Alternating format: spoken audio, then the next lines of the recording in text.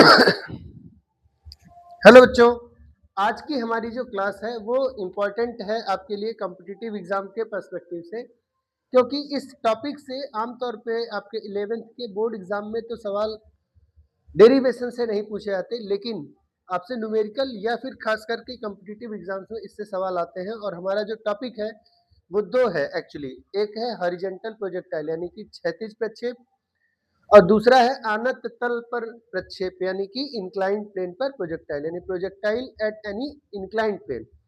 तो हम लोग सबसे पहले बात करने वाले हैं हॉरिजॉन्टल प्रोजेक्टाइल के बारे में, जिसमें जैसे मान लीजिए कि आपने एक सवाल अक्सर देखा होगा कि सीढ़ी पर से कोई चीज को आप लुढ़का दिए तो वो कुछ दूर जाके गिरता है, या मेज पर कोई चीज रोल करते हुए गया, मान लिया आपने एक बॉल लिया और रोल करते हुए मेज पर फेंक दिया, तो वो रोल करते हुए जाके कुछ दूरी पे गिरेगा। ऐसी स्थिति में जो मोशन है वो कहलाता है हॉरिजॉन्टल प्रोजेक्टाइल, जिसमें जो पार्टिकल है उसे प्रोजेक्ट किया जाता है horizontally with some from some height. यानी कि जैसे मान लीजिए कि आपके पास कोई चीज है, कोई जगह है h हाइट पर यहाँ, और ये आपका ग्राउंड लेवल है। ग्राउंड लेवल से हमने h हाइट से किसी चीज को, मान लिए m मास की किसी चीज को फेंका।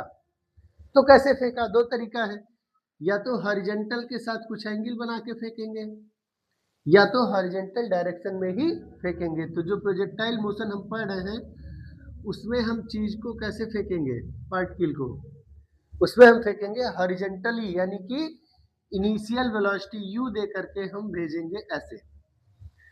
ऐसी स्थिति में आप पाएंगे कि जो एंगल ऑफ प्रोजेक्शन है वो 0 डिग्री है विद द हॉरिजॉन्टल, यानी हॉरिजॉन्टल के साथ कितना एंगल बन रहा है, 0 डिग्री।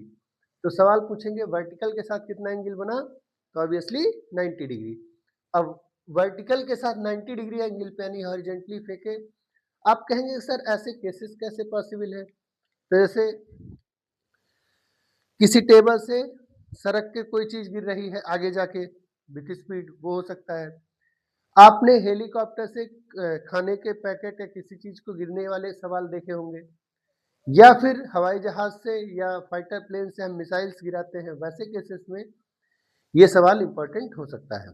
तो आइए देखिए कि इसका कैसे एनालिसिस करेंगे। सिर्फ दो चीजें दी रहेंगी आमतौर पे, स्पीड और हाइट।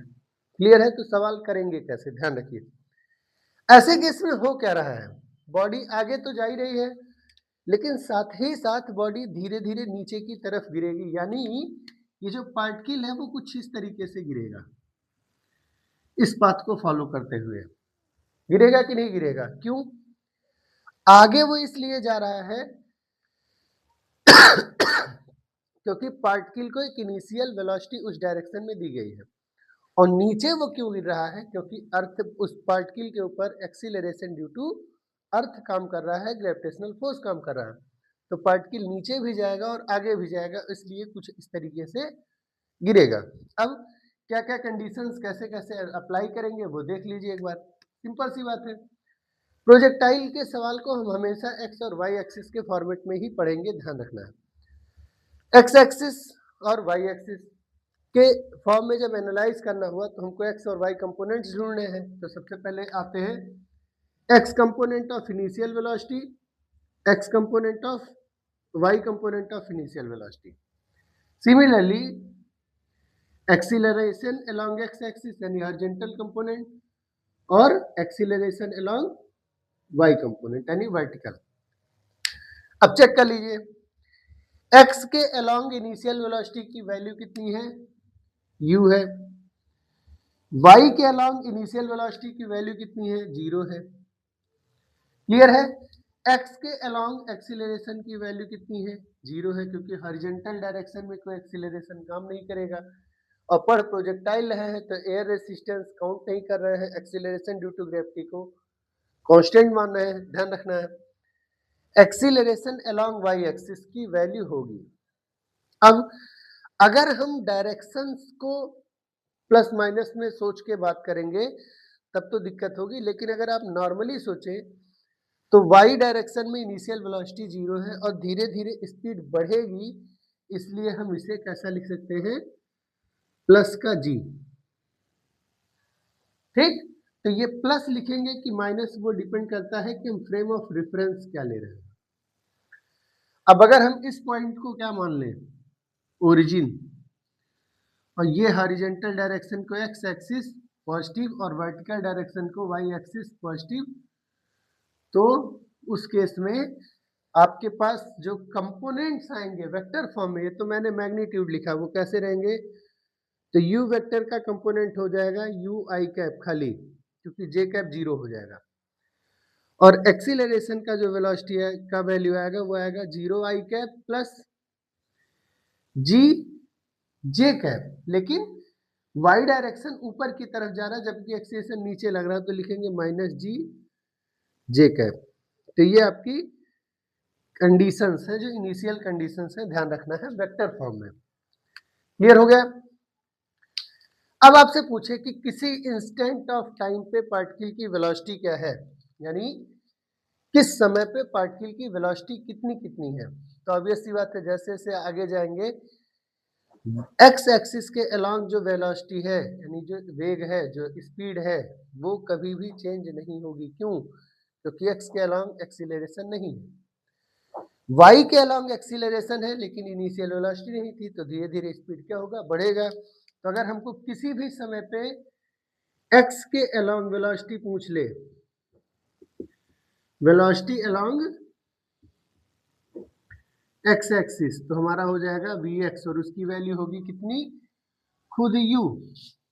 क्यों? क्योंकि v equals to u plus a t, x axis के along velocity is equals to x axis के along initial velocity plus acceleration, वो भी जीरो है, खत्म। इसी तरीके से आपसे पूछे वेलोसिटी अलोंग वाई एक्सिस, तब उसके इसमें क्या करेंगे, वी वाई, तो उसकी वैल्यू हो जाएगी यू वाई जो कि जीरो है, और g into t, g t. Clear हो गया। ध्यान रखिए मैंने ये कंपोनेंट्स भर लिखे हैं, मतलब वैल्यूज भर लिखी हैं। अगर डायरेक्शन के फॉर्मेट में पूछ ले तो किसी भी समय इंस्टेंटेनियस वेलोसिटी v बराबर हो जाएगा you I cap minus g T J cap. क्यों? क्योंकि जे की डायरेक्शन में वेलोसिटी लगातार क्या हो रही, बढ़ रही है, लेकिन पॉजिटिव एक्स पॉजिटिव वाई ऊपर माने हैं, पार्टिकल नीचे की तरफ जाएगा, ठीक है ना, तो ये वैल्यू बढ़ेगी, मैग्नीट्यूड बढ़ेगा, पर डायरेक्शन निगेटिव के साथ दिखाएंगे। क्लियर हो गया, ये ध्यान रखना है। इतनी चीज क्लियर हुई। अब बात करना है इसके एनालिसिस की। एक चीज और पूछ सकता है, पोजीशन। पोजीशन, तो पोजीशन को डिस्कस करने के दो तरीके हैं।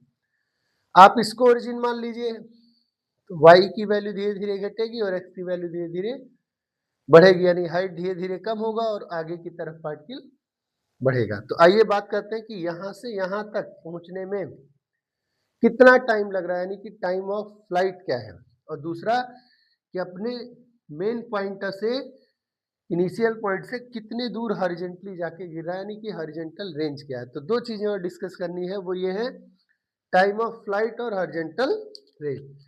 तो मैं यही मैनेज करने की कोशिश कर रहा हूं। सबसे पहले टाइम ऑफ फ्लाइट,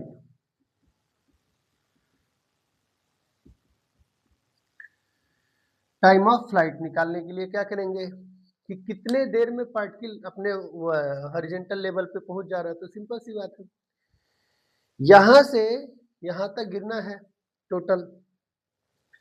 क्लियर हुआ। इनिशियल वेलोसिटी क्या है, u है, लेकिन वो x के अलोंग है, y के अलोंग इनिशियल वेलोसिटी कितनी है, जीरो। हमारे पास डिस्प्लेसमेंट का एक इक्वेशन है, s equals to u t plus half a t square, और मैंने इसका डिराइवेशन भी आपको कराया हुआ है मोशन इन स्ट्रेट लाइन वाले चैप्टर में with the help of calculus कराए हैं। वो आपके लिए इंपॉर्टेंट है क्योंकि बोर्ड में पूछ सकता है, 11th की क्लास में फाइनल एग्जाम में पूछा जा सकता है आपसे।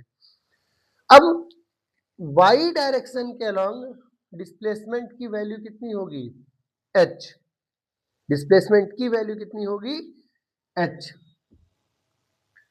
s along y is equal to u along y time plus half a along y और टी स्क्वायर। अगर आप खाली मैग्नीट्यूड लेना चाह रहे हैं तो आप एस वाई की वैल्यू एच पॉजिटिव में रख सकते हैं, यू आई की वैल्यू 0 हो जाएगी और ए वाई की वैल्यू पॉजिटिव में जी रख सकते हैं, ठीक। लेकिन अगर आप ओरिजिन यहां माने हैं तो ऊपर से नीचे की तरफ आएंगे तो डिस्प्लेसमेंट घटेगा, क्लियर है। इसलिए h की वैल्यू हम -h ले रहे हैं, ठीक है। यू आई की वैल्यू 0 है प्लस हाफ, नीचे की डायरेक्शन को माइनस लिए हैं तो इसकी वैल्यू -g होगी इंटू टी स्क्वायर, यानी अल्टीमेटली कुल मिला के टी की जो वैल्यू आएगी वो आएगी 2h/g का अंडर रूट। दोनों रास्ता है आपके पास, मैं फिर से बता दे रहा हूँ। आप चाहे तो h को पॉजिटिव g को पॉजिटिव ले सकते हैं, वो इस बेसिस पर कि सर खाली वैल्यू ली है, और इसको ओरिजिन माने हैं तो इस साइड से नीचे आएंगे तो s की h की वैल्यू घटेगी धीरे धीरे, क्लियर है।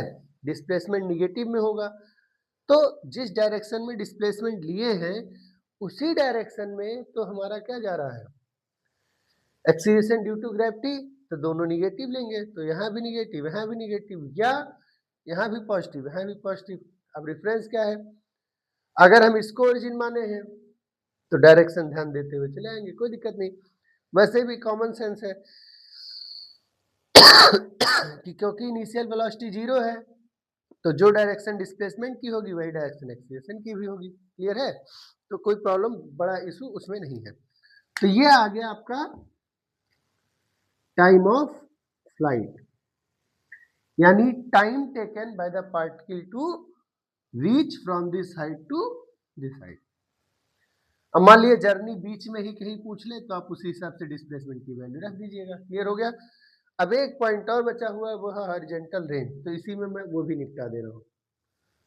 हॉरिजॉन्टल रेंज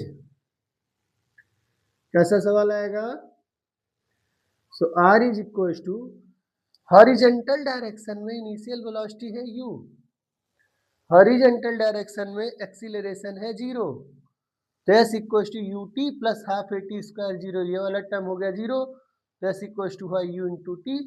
हॉरिजॉन्टल डिस्प्लेसमेंट को लिखेंगे r, खत्म सवाल। तो r इक्वल टू u यानी कि खुद u और t यानी कि टाइम ऑफ फ्लाइट जिसकी वैल्यू है अंडर रूट 2h/g, खत्म। तो भैया ये हो गया आपका हॉरिजॉन्टल रेंज, कंप्लीट हो गया हॉरिजॉन्टल प्रोजेक्टाइल के बारे में लगभग सारी चीजें। अब बाकी अगर कोई चीज जरूरत पड़े, मान लिया कहे कि टी टाइम पे एक्स और वाई कोऑर्डिनेट्स बताओ, तो एक्स के हिसाब से डिस्प्लेसमेंट निकाल लेंगे, वाई के हिसाब से डिस्प्लेसमेंट निकाल लेंगे। मैं अभी आपको इक्वेशन ऑफ ट्रैजेक्टरी भी बता दे रहा हूँ, पहले इसको नोट कर लीजिए।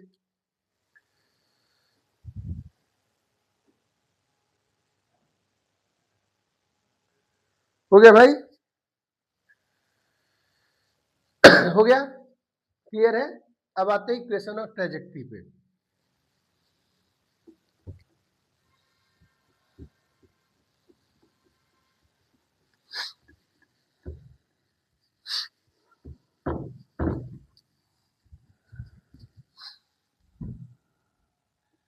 अब एक छोटा सा पॉइंट और रह गया है, इसको देख लीजिए, इक्वेशन ऑफ ट्रैजेक्टरी, काम खत्म आपका। चलिए देखते हैं कैसे हो रहा है। मान लीजिए कि कभी पार्टिकल यहां पहुंचा है, कोई भी पॉइंट है x comma y, x comma y, ठीक है, एक्स कामा वाई।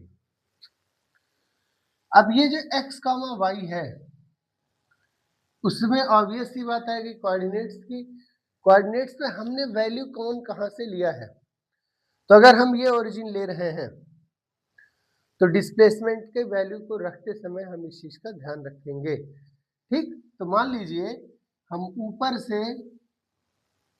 ऊपर से डिस्प्लेसमेंट काउंट कर रहे हैं, जहां से आपने भेजा है फेंका है वहां से पोजीशन के बीच का डिस्प्लेसमेंट y, ठीक, क्लियर हो गया। और जहां से आपने पार्टिकल को प्रोजेक्ट किया है वहां से एक्स के डायरेक्शन में डिस्प्लेसमेंट हो गया एक्स। तो इस ओरिजिन का फिर हमारे लिए कोई बहुत ज्यादा प्रॉब्लम रहेगा ही नहीं। ओरिजिन तभी काउंट होगी जब वेक्टर फॉर्म में सवाल देगा, अदरवाइज आपको जरूरत नहीं पड़ेगा। मैं आपको एक दो क्वेश्चंस इसके करा के समझा दूंगा। क्लियर है। अब इस y और x के बीच में रिलेशन निकाल लीजिए, काम खत्म। तो देखिए हमारे पास क्या क्या है, इनिशियल स्पीड है,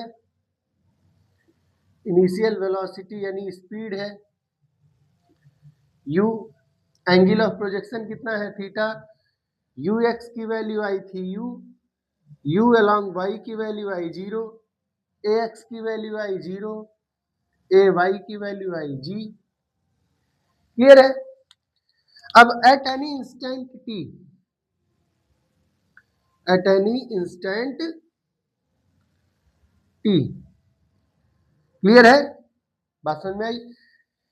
for s equal to u t plus half a t square, s equal to u t plus s along x equal to u along x plus t half a along x और t along x का t का whole square.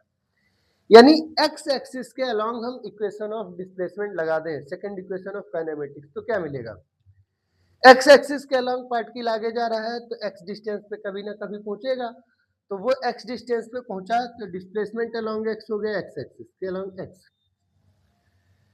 Initial velocity along x axis खुद कितना है u, और time कितना है t, और a की वैल्यू कितनी है 0, तो x बराबर है ut। क्लियर है। यहां से हमको निकल जाएगा t equal to x by u. देखिए displacement by distance by speed, time equal to distance by speed, क्योंकि एक्सेशन है ही नहीं। अब देखिए y एक्सिस के अलॉन्ग जब आप सेम चीज करेंगे तो इक्वेशन यही y के फॉर्मेट में हो जाएगा, displacement along y u along y into t plus half a along y into t square. Displacement along y को हम लिख सकते हैं माइनस y, अगर ऊपर ओरिजिन माने तो, क्योंकि ऊपर से नीचे की तरफ आ रहे हैं, और नीचे ओरिजिन मानेंगे तो क्या लिखेंगे h माइनस वाई। अब ये डिपेंड करेगा कि सवाल आप कैसे अप्रोच करेंगे, ठीक है, उसमें दिक्कत नहीं है। बराबर u along y 0 plus half, नीचे की डायरेक्शन को निगेटिव माने हैं तो यहाँ a की value minus g t square होगा। तो एक्चुअली हम लिख सकते हैं y equal to half g t square, और t की जगह लिख सकते हैं एक्स बाई यू। तो हमारा y इक्वल टू क्या आया, y इक्वल टू आया half g x square by u square. अब थोड़ा ध्यान से इसको समझ लीजिए अच्छे से कि सर हम इस रिजल्ट पर ऑब्लिक प्रोजेक्टाइल के हेल्प से पहुंच सकते थे कि नहीं, तो आइए चेक कर लेते हैं। ऑब्लिक प्रोजेक्टाइल में डिस्प्लेसमेंट का इक्वेशन होता है y equal to x tan theta minus half g x square by u square cos square theta. Theta displacement किसके साथ है, angle of projection with x axis, जो कि 0 होगा, टेन 0 की वैल्यू 0 होती है तो ये टर्म हो गया 0, कॉस 0 की वैल्यू 1 होती है तो ये टर्म हो गया 1, तो बचा half g x square by u square minus में। ये माइनस इसलिए आया क्योंकि हम जब ऑब्लिक में फेंक रहे थे तो ग्राउंड से ऊपर की तरफ पॉजिटिव लिए थे और acceleration due to gravity negative था, इसलिए माइनस आया था। जबकि यहाँ जहां से स्टार्ट कर रहे हैं y के अलोंग जिस डायरेक्शन में जा रहे हैं उसी डायरेक्शन में क्या आ रहा है, एक्सीलरेशन ड्यू टू ग्रेविटी भी आ रहा है, इसलिए दोनों वैल्यू सेम पॉइंट्स के साथ आए हुए हैं, कोई अंतर नहीं है। यानी ये इक्वेशन इस वाले इक्वेशन से डिराइवेबल है, कोई दिक्कत की बात नहीं है, बस इतना ध्यान रखना है। क्लियर हो गया। अब आइए एक आध क्वेश्चन कर लेते हैं इससे।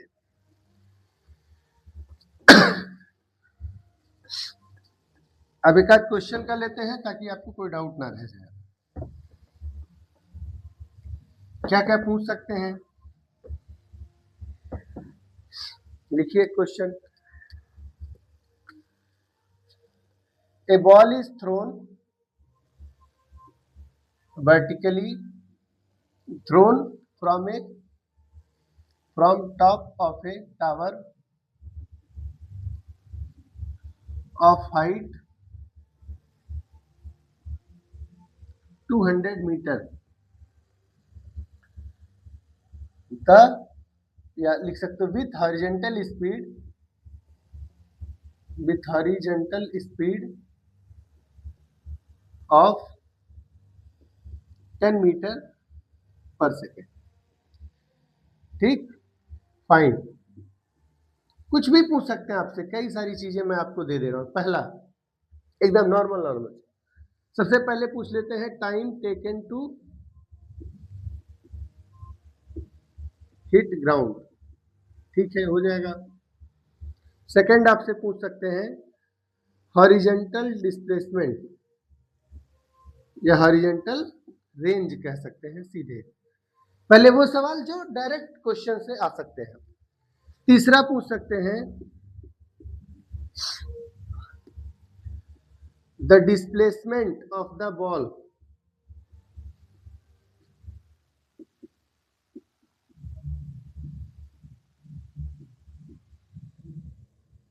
फ्रॉम या the displacement of the ball from top of the building along vertical। ठीक है, ऐसे सवाल पूछ सकते हैं। स्पीड एट, ये पूछेगा कहां, मान लो कह दे at t equals to 2 second, speed at t equals to 3 second, ऐसे कुछ भी सवाल पूछ सकते हैं। ठीक है, तो आइए देख लेते हैं एक क्वेश्चन, छोटा सा नॉर्मल है, मैंने अपने दिमाग से अभी तुरंत ही बनाया है, मतलब क्वेश्चन क्रिएट किया है, कुछ वैल्यूज इधर उधर हो सकती है, पैसा नहीं होना। क्वेश्चन में दे देंगे कि भाई take g equals to 10 meter पर सेकेंड स्क्वायर, कुछ भी दे सकते हैं, 9.8 भी दे सकते हैं, कोई दिक्कत नहीं उससे। मेन है डाटा नहीं, मेन है सवाल का अप्रोच, क्योंकि physics is not about data only, physics is about approach, how we approach to the questions. Physics में आपको डाटा इंपॉर्टेंस नहीं देता, फिजिक्स आपको देता है इस बात का इंपॉर्टेंस ज्यादा कि आप सवाल को उठाते कैसे हैं, अप्रोच कैसे करते हैं। ठीक, आइए देखते हैं। कह रहा है एक टावर है, भाई टावर बना लिए, कितने हाइट का है, 200 मीटर का है, यहां से कोई बॉल फेंक रहे हैं हॉरिजॉन्टल डायरेक्शन में विथ स्पीड ऑफ 10 मीटर पर सेकेंड।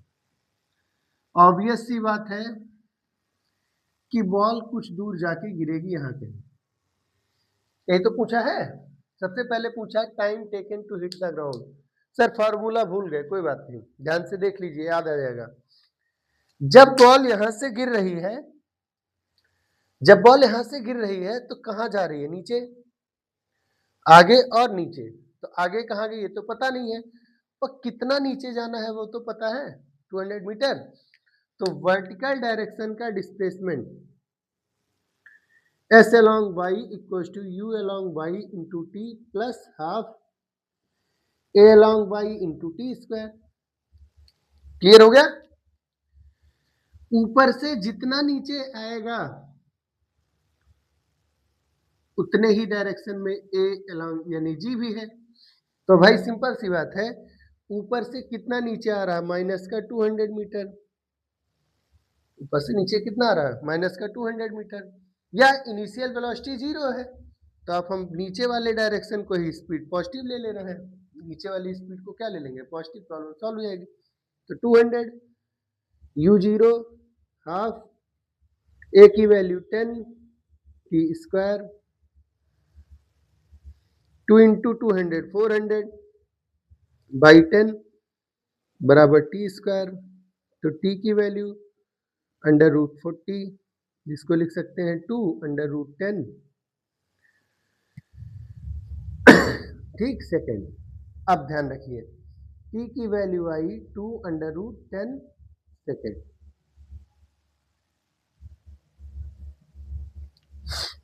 एक क्वेश्चन आपका थोड़ा सा चेंज करना पड़ेगा, अभी बता, चलिए अभी बाद में देखिए। 2√10 सेकेंड यानी कि √10 की वैल्यू होती है 3.14 सेकेंड, 3.16 सेकेंड, 3.16। √10 की वैल्यू होती है 3.16। तो चाहे तो हम वैल्यू रख सकते हैं आराम से, 2 इंटू 3.16 बराबर हो गया 6 दूनी 12, 2 एकम 2 एक 3 और 3 दूनी 6, 6.32 सेकेंड। क्लियर हो गया फर्स्ट पार्ट।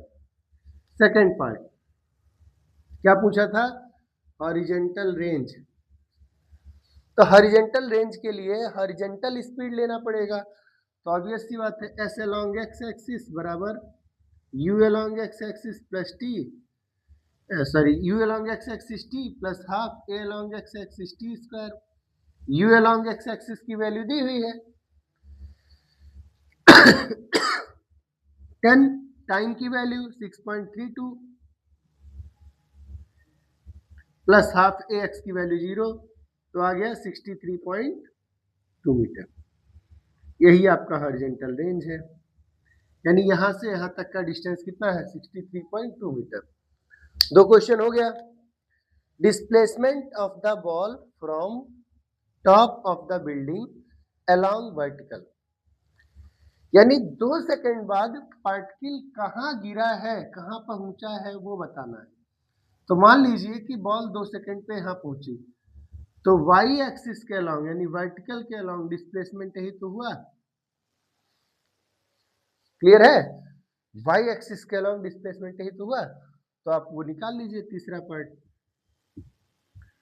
तो मान लीजिए ये डिस्प्लेसमेंट है y, तो एट t इक्वल्स टू कितना second? 2 second. s along y बराबर u along y t plus half a along y t square.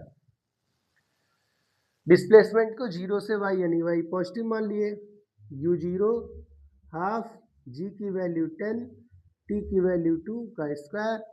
तो y इक्वल्स टू आ गया आपका 2 का स्क्वायर 4 इंटू 2, 4 से 2 कटा, 4 2 से कटा तो 2, 2 इंटू 10 20, यानी t इक्वल्स टू 2 सेकेंड पे ये हाइट कितनी है? 20। हो सकता है आपसे ये भी पूछ लेता तो निकाल लेते। क्लियर है?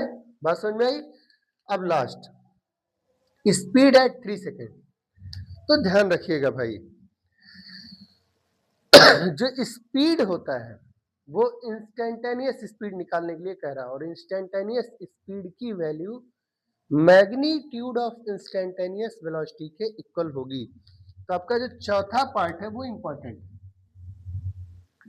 है। स्पीड पूछा है at t equal to 3 second. पहले देखिए कि क्या टाइम ऑफ फ्लाइट 3 सेकेंड से ज्यादा है कि नहीं है। ऑब्वियसली है 6.32 सेकेंड और 3 सेकेंड ज्यादा है, तो यानी कि बीच में कहीं होंगे। मान लीजिए यहीं पर पहुंचे, कहीं पहुंचे 2 सेकेंड पे यहाँ पहुंचे तो 3 सेकेंड पे यहाँ पहुंचे। स्पीड पूछा है तो एक्स एक्सिस के अलोंग की स्पीड तो वही होगी 10 मीटर पर सेकेंड। वाई वाला निकाल लेते तो काम चल जाता। इक्वेशन याद है तो ठीक है, नहीं याद है तो ध्यान रखिए। v अलोंग x तो वही आएगा कितना? 10 मीटर पर सेकेंड। v अलोंग y की वैल्यू होगी u along y plus a into T. a along y, u along y 0 है, g इंटू टी, g की वैल्यू 10, t की वैल्यू 3 यानी 30 मीटर पर सेकेंड। आ गया vy और vx। तो वेलोसिटी वेक्टर निकाल लिए, कितना आएगा? 10 i कैप। अगर ये ओरिजिन है तो माइनस, और ये ओरिजिन है तो भी माइनस, -30 j कैप। स्पीड पूछा है, स्पीड पूछा ना, तो देखिए एक्स एक्सिस और वाई एक्सिस का क्या निकालेंगे? मैग्नीट्यूड। यही बच्चे गलती करके आते हैं पेपर में। तो स्पीड निकालना है, निकल गया कैसे? 10 का स्क्वायर प्लस 30 का स्क्वायर, 30 का स्क्वायर 900, 10 का स्क्वायर 100, 900 प्लस 100 1000, 1000 का मतलब हो गया 10√10। ठीक है, ये आपका आंसर हो गया चारों पार्ट का क्वेश्चन का। स्क्रीनशॉट ले लिए।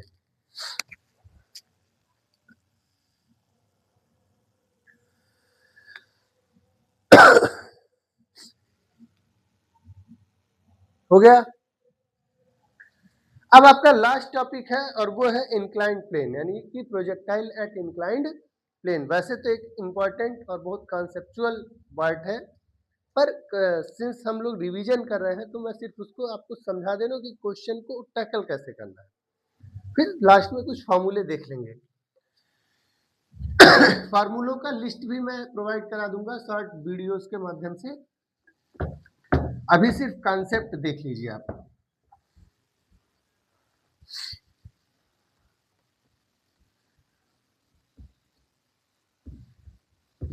इस साल आपकी 12th की क्लासेस मान के चलिए कि 22-23 मार्च से शुरू हो जाएंगी, या मे भी 25 मार्च से स्टार्ट हो जाए। 25 मार्च मान के चलिए कि 25 मार्च से आपका 12th का क्लास और 11th का क्लास दोनों क्लास स्टार्ट। 11th पहले स्टार्ट कर देंगे, लेकिन 12th का क्लास 25 मार्च से स्टार्ट होगा। रेगुलर आपको दोनों क्लासेस, दोनों लेक्चर्स मिलेंगे कंप्लीट, और नया सेशन मिलेगा, पूरी तरीके से नया रहेगा, यानी कि हम रिपीटेड वीडियोस का यूज नहीं करेंगे। अब आते हैं प्रोजेक्टाइल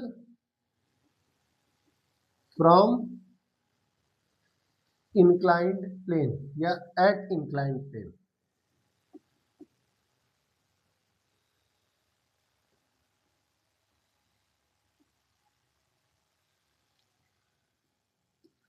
आनत तल पर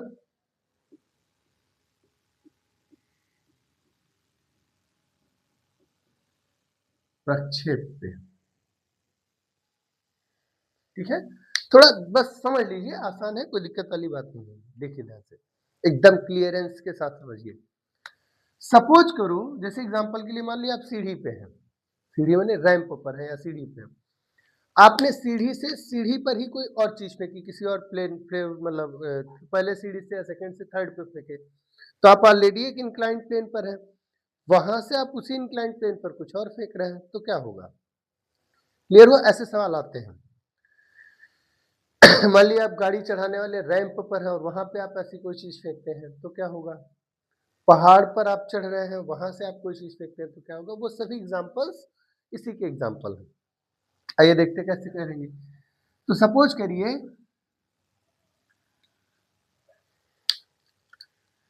कि ये आपका ग्राउंड हो गया। एनालिसिस ध्यान रखना है, फॉर्मूला डिराइवेशन पर ध्यान नहीं देना बिल्कुल भी। ये हो गया ग्राउंड। ठीक, ये हो गया वो इंक्लाइंड प्लेन, ये हो गया ग्राउंड। ऑब्वियस सी बात है, इंक्लाइंड प्लेन ग्राउंड के साथ कुछ एंगल बनाएगा, लेट इट इज फाई। हो गया भाई, ध्यान रखना, एक एक चीज इंपॉर्टेंट है। अब इस इंक्लाइंड प्लेन पर हम किसी चीज को फेंक रहे हैं वहां से ऊपर की तरफ, तो ऑब्वियस सी बात है कि कुछ एंगल बना के फेंकेंगे। तो मान लीजिए कि वो एंगल कुछ भी हो सकता है। सपोज करिए हमने u स्पीड से फेंका, और जिस चीज को फेंका वो इंक्लाइंड प्लेन के साथ एंगल बना रहा है थीटा, इंक्लाइंड प्लेन के साथ एंगल बना रहा है थीटा। क्लियर हो गया? बात समझ में आई? ठीक, यही बस इतना सोचना है। कर लिए, दिमाग में बैठ गया। क्या क्या पॉइंट है? फाई है angle made by inclined plane, आनत तल द्वारा inclined plane with the ground, यानी हॉरिजॉन्टल। थीटा है angle made by u vector with plane, या यू वेक्टर ना लिख के लिख सकते हैं इनिशियल स्पीड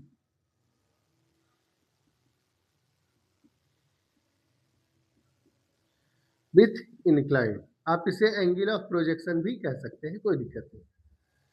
क्लियर हो गया? बात समझ में आई कि नहीं आई? कोई दिक्कत है? नहीं है ना? सिर्फ 2 पॉइंट पर और फोकस कर लीजिए। पहला, क्या हमारे लिए ये बेटर है कि हम U को 2 कंपोनेंट्स में बांट दें, जिसमें एक कंपोनेंट ग्राउंड हो और एक कंपोनेंट वर्टिकल हो? क्लियर है?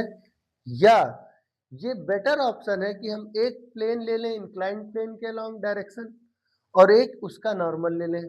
2 ऑप्शन है, दोनों में से कौन सा चूज करना बेटर होगा? तो ध्यान रखिए कि ये बेटर होगा इंक्लाइंड प्लेन वाला। क्यों? क्योंकि बाद में आपको इसी के अलोंग डायरेक्शन पूछेंगे और रेंज पूछेंगे, इससे मैक्सिमम हाइट पूछेंगे। क्लियर हो गया?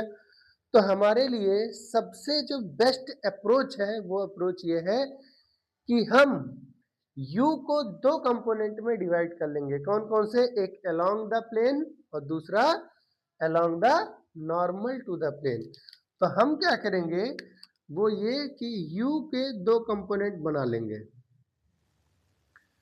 एक अलोंग द प्लेन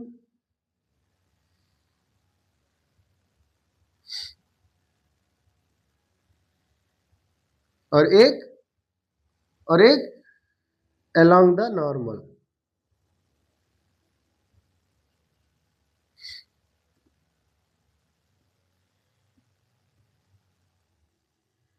क्लियर हो गया? बात समझ में आई? और अब देखिए ऐसे केस में ऑब्वियस सी बात है U तो बढ़ गया, तो हमारा जो एक्सीलरेशन है वो कैसा है? तो ऑब्वियस सी बात है एक्सीलरेशन तो एक्सीलरेशन ड्यू टू ग्रेविटी ही लग रहा है, जो वर्टिकली डाउनवर्ड होता है। तो भैया मान लीजिए कि ये एक्सीलरेशन की डायरेक्शन है, ये तो वर्टिकली डाउनवर्ड है, तो ऑब्वियस सी बात है इसको भी 2 कंपोनेंट में बांट लेंगे। कौन कौन सा?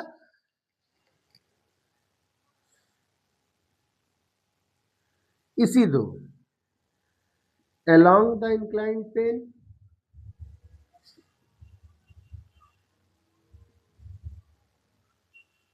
और दूसरा along the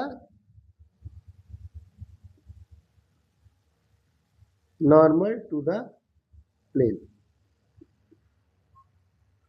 मेरे पास जो हिंदी मीडियम के स्टूडेंट्स हैं उनके लिए मैं इसको हिंदी में एक बार बता दे रहा हूं कि फाई पृथ्वी के तल और उस आनत तल के बीच का कोण है, थीटा वस्तु के प्रक्षेपण कोण को कह सकते हैं जो कि आनत तल से बना हुआ है। हमने प्रारंभिक वेग के 2 घटक बनाए, कौन कौन सा? एक आनत तल के समानांतर और एक आनत तल के परपेंडिकुलर यानी लंबवत। ऐसे ही गुरुत्वीय त्वरण के भी 2 कंपोनेंट बनाए, 2 घटक बनाए, आनत तल के समानांतर और आनत तल के लंबवत। क्लियर हो गया? अब इसको लिखने का अप्रोच, U अलोंग यानी U का पैरेलल वैल्यू, ऐसे ही U का नॉर्मल वैल्यू, परपेंडिकुलर वैल्यू। ठीक है, डबल पैरेलल लाइन है तो पैरेलल ये वाली, और ये है तो परपेंडिकुलर। ऐसे ही A अलोंग पैरेलल और A अलोंग परपेंडिकुलर। आपको दिक्कत हो तो P और N लगा सकते हैं, पैरेलल और नॉर्मल। ठीक है, आई थिंक याद रहेगा, कोई दिक्कत नहीं होनी चाहिए। अगर दिक्कत है तो एंगल बदल भी सकते हैं। हम P और N लिख सकते हैं, P फॉर पैरेलल और N for normal to the plane. अब आइए ढूंढ लेते हैं वैल्यूज। भैया ये थीटा है, कितना है? थीटा। तो U के 2, ये वाला विड्थ मैं यहां लिखूंगा। ठीक है, तो U का 2 कंपोनेंट होगा, कौन कौन सा?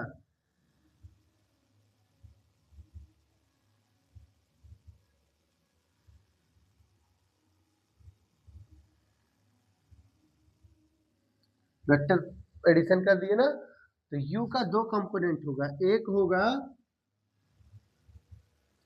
along the plane और एक होगा perpendicular to the plane, एक होगा along the plane और एक होगा perpendicular to the plane। कितना कितना होगा? तो पैरेलल टू द प्लेन यानी along the plane होगा u cos थीटा और परपेंडिकुलर होगा u sin थीटा। क्लियर हो गया? अब आइए इसी तरीके से एक्सीलरेशन ड्यू टू ग्रेविटी को भी कर लेते हैं। क्यों? क्योंकि भाई जिस डायरेक्शन में वेलोसिटी का एनालिसिस करना होगा उसी डायरेक्शन में हमें एक्सीलरेशन का भी डायरेक्शन होना चाहिए। तो सिंपल जी को भी दो कंपोनेंट्स में बांट लेते हैं। जी को बांटने के लिए थोड़ा सा दिमाग लगाना पड़ेगा। ये इंक्लाइंड प्लेन है, ये उसका नॉर्मल है ना? क्लियर है? और ये जो डायरेक्शन है ये हॉरिजॉन्टल की है। क्लियर है? अब ऑब्वियस सी बात है, ये एंगल आपको दिया हुआ है फाई हॉरिजॉन्टल और इंक्लाइन के बीच, तो ये हुआ 90 - 5, तो ये हुआ 5। जब मैं आपको रिजोल्यूशन ऑफ वेक्टर यानी सदिशों का वियोजन पढ़ा रहा था तो मैंने ये चीज आपको वहां पे समझाया हुआ है और बहुत अच्छे से समझाया हुआ, एकदम क्लियर। अब देखिए जी का ये कंपोनेंट हो गया जी,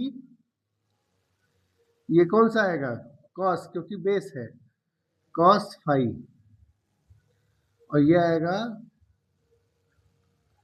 जी साइन 5। ठीक है? क्लियर हो गया? अब देखिए इधर पॉजिटिव माने हैं, इधर पॉजिटिव माने हैं, तो ये वाली डायरेक्शन भी निगेटिव होगी और ये वाली डायरेक्शन भी कैसी होगी? निगेटिव होगी। तो ये हो गया u cos थीटा और ये g cos थीटा और ये हो गया g sin थीटा, यानी कि एक्सीलरेशन अलोंग द प्लेन की वैल्यू आएगी माइनस g sin 5 और एक्सीलरेशन अलोंग द नॉर्मल की वैल्यू आएगी g cos 5।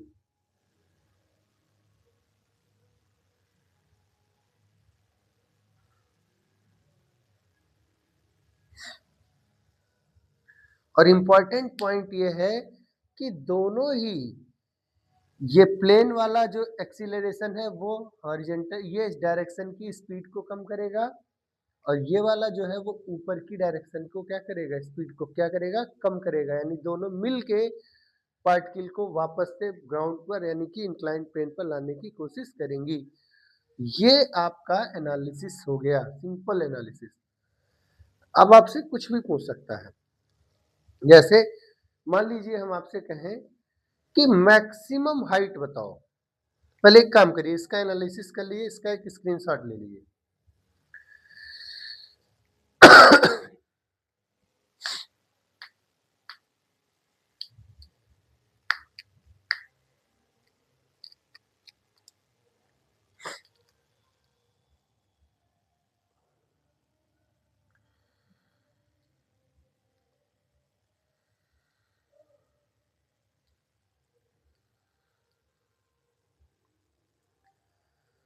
हो गया? हो गया भाई? क्लियर है? अब चलिए देखिए ध्यान से, ये तो हटा दे रहा हूं।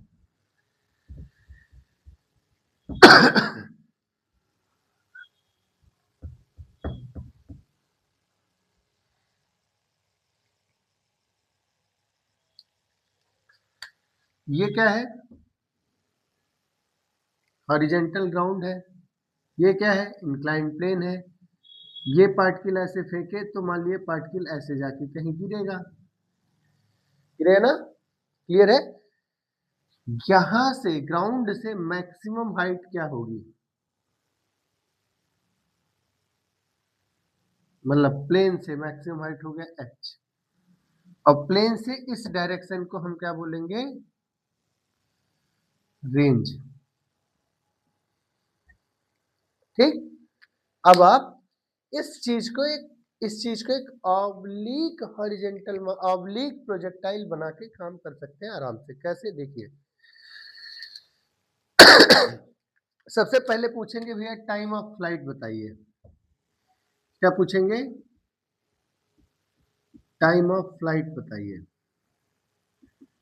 आपको याद होना चाहिए कि ऑब्लिक का टाइम ऑफ फ्लाइट क्या है, that is 2u sin theta by g. u sin theta क्या था? नॉर्मल के डायरेक्शन में वेलोसिटी, 2u अलोंग कौन सा? Normal direction. क्या था? 2u sin theta along normal direction. ठीक है, कहां पे बात कर रहे हैं? ऑब्लिक वाले में, यानी y कंपोनेंट के अलोंग। और डिवाइडेड बाई g क्या था? नॉर्मल डायरेक्शन का एक्सीलरेशन था। जी क्या था? नॉर्मल डायरेक्शन का एक्सीलरेशन था। ये मैं ऑब्लिक के लिए लिखा हूं। ठीक, तो इसी इक्वेशन से आपका टाइम ऑफ फ्लाइट आ जाएगा कितना? 2u normal, normal to the plane का u कितना है? u sine theta, u sine theta divided by a normal. A normal की डायरेक्शन कितनी है? Minus g cos theta. तो अगर हम खाली वैल्यू वैल्यू ढूंढ रहे हैं तो जी कॉस फाई। तो टाइम ऑफ फ्लाइट आ गया, कितना आया भाई?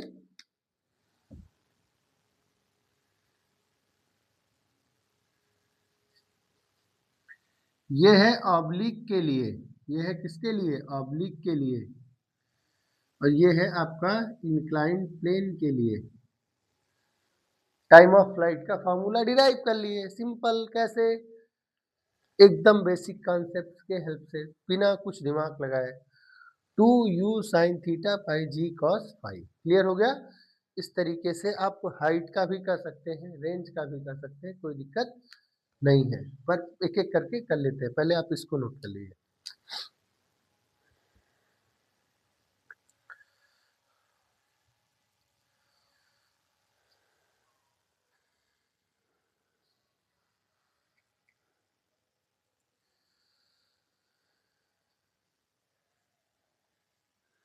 हो गया? क्लियर है?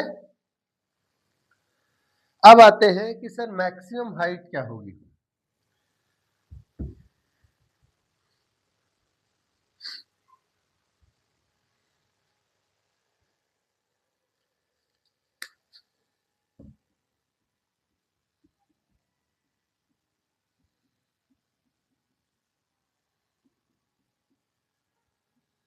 मैक्सिमम हाइट क्या होगी? तो भाई एक बात सोचिए, मैक्सिमम हाइट वही होगी कि ऊपर जा रहे हैं फिर नीचे गिरने लगे। तो नॉर्मल के डायरेक्शन में मैक्सिमम हाइट कैसे पता चलेगी? नॉर्मल के डायरेक्शन में स्पीड बढ़ती, जैसे जैसे आप ऊपर जाएंगे स्पीड घटती जाएगी, उसके स्पीड डाउन हो जाएगी। तो जहां पीक होगा वहां डिस्प्लेसमेंट अलोंग नॉर्मल क्या हो जाएगा? तो एस इक्वल टू होता है you t plus half a t square. एक तो ये होता है, और एक इक्वेशन अपन के पास और है, अपने पास और है, कौन सा? V square equal to u square plus 2as। v along normal, u along normal, a along normal, s along normal। ठीक है, हो गया सॉल्व। कैसे? मैक्सिमम हाइट पर v along normal कितना होगा? 0। u along normal की वैल्यू पता है, u sin थीटा का whole square plus 2। a along normal की वैल्यू निगेटिव में होगी क्योंकि स्पीड घट रहा है, तो minus g cos five into h. तो एच की वैल्यू आई भैया कितना? U square sine square theta by 2g cos five. ठीक है,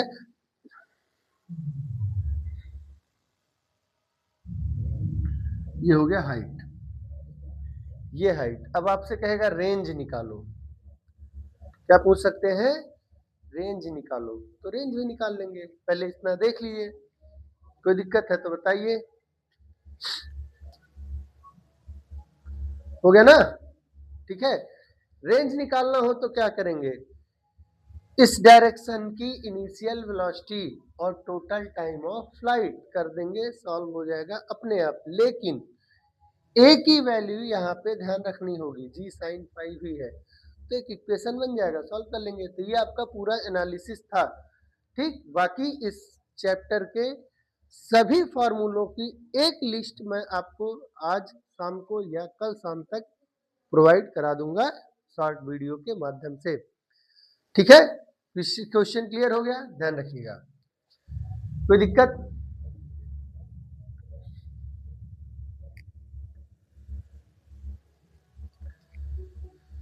तो आज के लिए बस इतना ही, मिलते हैं।